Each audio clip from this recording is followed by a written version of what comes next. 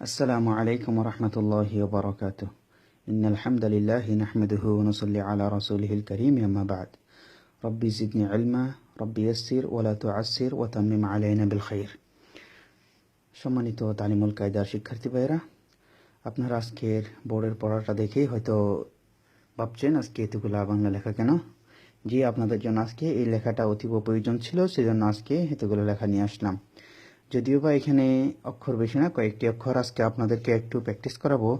ইতিপূর্বে আপনাদেরকে কয়েকটি ক্লাস ধরে আরবি যে 29টি বর্ণমালা রয়েছে, প্রত্যেকটি হরফ উচ্চারণ যথাযথভাবে করানোর চেষ্টা করেছিলাম, কিন্তু আপনারা যথাযথভাবে হরফগুলা নিজ নিজ মাখারাজ থেকে উচ্চারণ করতে পারতেছেন না। তাই আজকে আপনাদের জন্য ক্লাস নিয়ে আসলাম। আজকে ক্লাস হচ্ছে আমাদের মাখারাজ সম্পর্কে আলোচনা করবো ইনশাআল্লাহ। আপনারা একটু ভালোভাবে মনোযোগ দিয়ে ক্লাসটা শুনবেন এবং খুব সুন্দরভাবে আপনারা পড়াগুলো শোনানোর চেষ্টা করবেন। অবশ্যই আজকে পড়াগুলো একটু বেশি করে প্র্যাকটিস করবেন। এই পড়াগুলো যদি আপনারা ভালো করে প্র্যাকটিস না করেন, তাহলে কিন্তু আরবিতে যে 29টি বর্ণমালা রয়েছে, সেই 29টি বর্ণমালা আপনারা সহি শুদ্ধ উচ্চারণ করতে পারবেন না। যখনই আপনাদের উচ্চারণ সহি শুদ্ধ হবে না, তখন আপনারা যতবারই কোরআন তেলাওয়াত করবেন ততবারই আপনাদের শুধু ভুলই হতে থাকবে।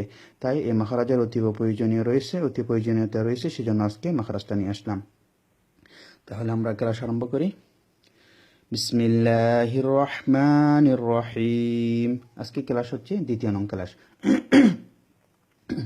গতকালকে আপনাদের জন্য ক্লাস ছিল প্রথম নাম্বারের তৃতীয় পর্ব, প্রথম নম্বর ক্লাসের তৃতীয় পর্ব, সেটা কমপ্লিট হয়েছে আলহামদুলিল্লাহ। আরবি 29টি হরফ সহজভাবে আপনাদের কাছ থেকে সহজভাবে শোনানো হয়েছে।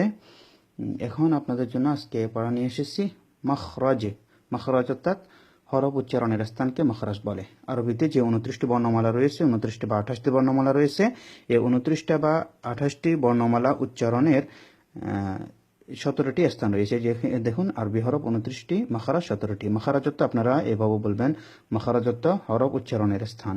আরবি হরফ 29টি, মাখরাজ 17টি। যথা আপনারা এক একটা করে এভাবে মাখরাজগুলা 8 নম্বর মাখরাজ পর্যন্ত আজকে আপনারা শুনিয়ে দিবেন। আমি বলি আপনারা একটু ভালোভাবে মনোযোগ দিয়ে শুনবেন, কেননা আজকের পড়াটা খুবই গুরুত্বপূর্ণ পড়া, খুবই ইম্পর্টেন্ট।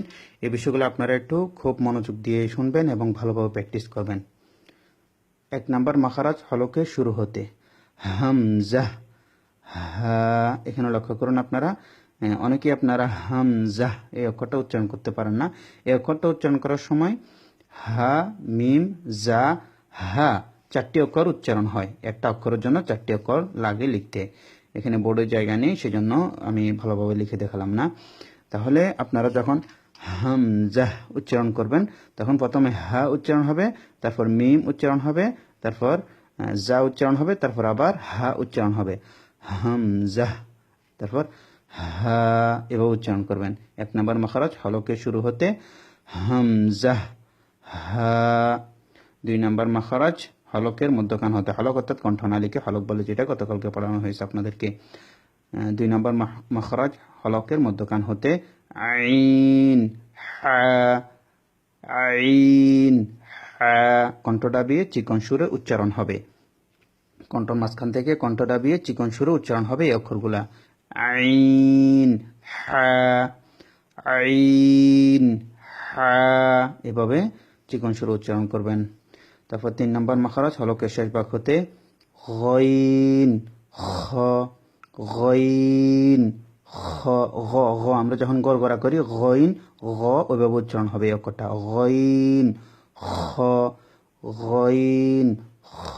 আমি এই 3টা অক্ষর আবার বলছি, হামজা হা, আইন হা, গইন খ। আপনারা এই 6টা অক্ষরকে বেশি গুরুত্ব দেবেন। বাকি অক্ষরগুলো যেগুলো রয়েছে, ওগুলো আপনারা যদি একটু প্র্যাকটিস করেন কিন্তু সহজে উচ্চারণ হবে। কিন্তু এই 6টা অক্ষর যে রয়েছে, হরফ হলকে বলা হয়, এই 6টি অক্ষর একটু ভালো করে প্র্যাকটিস করতে হয়, এগুলা গুরুত্ব বেশি এই 6টি হরফের। তারপর 4 নম্বর মাখরাজ জিহ্বার গোড়া তার বরাবর উপরে তালুর সঙ্গে লাগিয়ে 2 নক্তাওয়ালা কফ, জিহ্বার গোড়াটা উপরে তালুর সঙ্গে টক্কর দিবে, কফ, এভাবে উচ্চারণ হবে, কফ, এভাবে। 5 নম্বর মাখরাজ জিহ্বার গোড়া হতে একটু আগে বাড়িয়ে তার বরাবর উপরে তালুর সঙ্গে লাগিয়ে ক্যাফ, এটা হচ্ছে কফ, এটা ক্যাফ, ব্যবধান বোঝা যেতে হবে, কফ, ক্যাফ। 6 নম্বর মাখরাজ জিহ্বার মধ্যখান তার বরাবর উপরে তালুর সঙ্গে লাগিয়ে জিম, শিন, ইয়া, এগুলো একটু শক্তভাবে উচ্চারণ হয়। জিম শিন ইয়া, ইয়া, জিম শিন ইয়া। আবার ইয়া যেন না হয়, শুধু ইয়া, ইয়া রস্বই অন্তস্তীয় আকার আ, ইয়া। জিম শিন ইয়া, ইয়া, এভাবে। তারপর এখানে দেখুন 7 নম্বর মাখারাজ, জিহ্বার গোড়ার কিনারা উপরের মারির দাঁতের গোড়ার সঙ্গে লাগিয়ে। বদ, এই অক্ষরটা ভেরি ডিফিকাল্ট, এই অক্ষরটা আপনারা একটু ভালোভাবে মনোযোগ দিয়ে শুনবেন।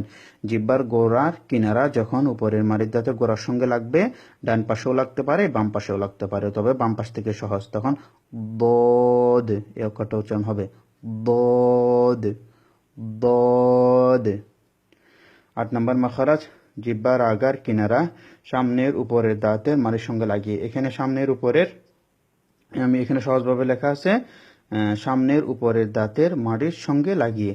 এখানে যদি বিশ্লেষণ করতে যাই তাহলে অনেক সময় লাগবে, তাই আমি আপাতত এইভাবে নিয়ে আসলাম। ইনশাল্লাহ বাকি সামনে আপনারা যখন ভালোভাবে অক্ষরগুলো বুঝবেন, পরবর্তীতে যখন আপনাদেরকে নিয়ে বিশেষ ক্লাস করা হবে তখন আপনাদেরকে আর একটু বিশেষভাবে বলে দেওয়া হবে। এখন আপনারা আমি যেভাবে বলেছি, যেভাবে বোর্ডের মধ্যে লেখা আছে এইভাবে আপনারা পড়ে শুনিয়ে দিবেন। অবশ্যই আপনারা এই মাখারাজগুলো ভালোভাবে প্র্যাকটিস করবেন।